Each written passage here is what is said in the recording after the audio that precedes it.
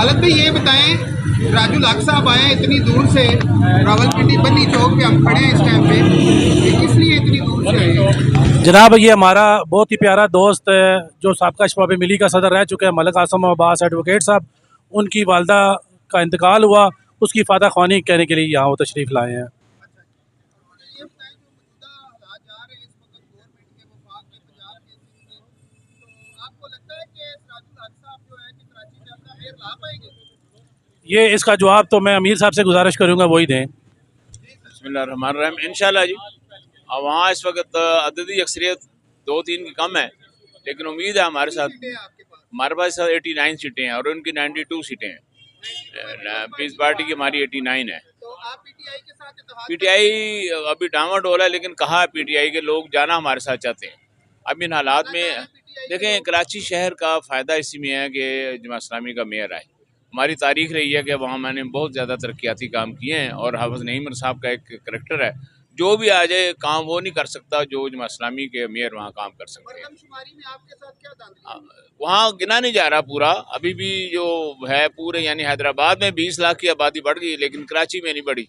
हैरत की इंतहा है जो पूरे पाकिस्तान से लोग वहाँ जाकर बसते हैं। ये सारी वहाँ पर कह रहे हैं कि धांधली पीपल्स पार्टी कर रही है।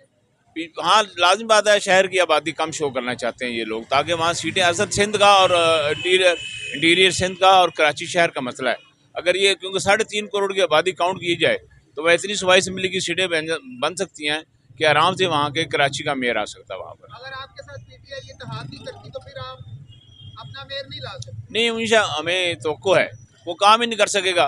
देखिए ना, पूरा जो सेंट्रल सिटी सारा जमात इस्लामी के पास है।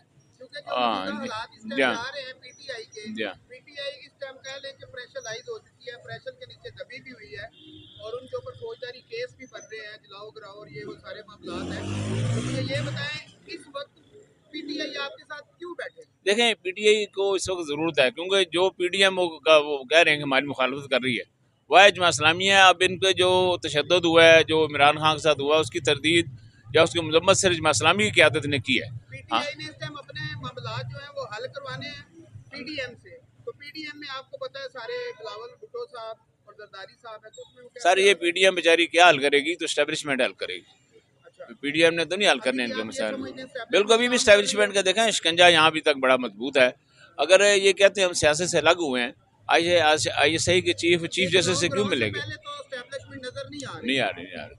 और इनके साथ अभी भी इनके लोग एस्टेब्लिशमेंट, जब वो माजरत के साथ जो अपना गम आता है, फिर लोगों को सारे गम याद आते हैं लोगों को। अब आप ये कह रहे हैं कि जो एस्टेब्लिशमेंट है वो काम कर रही है? वो काम अभी कर रही है, अभी तो इनके खिलाफ अभी अकेले हो गए हैं।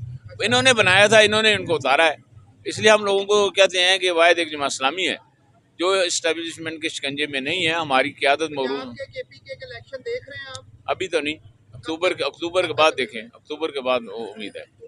जी हाँ, इंशाल्लाह। अगर अक्टूबर के बाद भी ना हुए तो फिर हम मैदान में हैं जी। वाहिद एक जमात इस्लामी है, इस पर एहतजाज करेगी। ये लोग तो उनके पीछे जाएंगे। रावलपिंडी से कितनी सीटें हैं आपकी? हमारे 14 टोटल सीटें हैं सूबाई असम्बली की, और तमाम सीटों में हमारे कैंडिडेट खड़े हैं।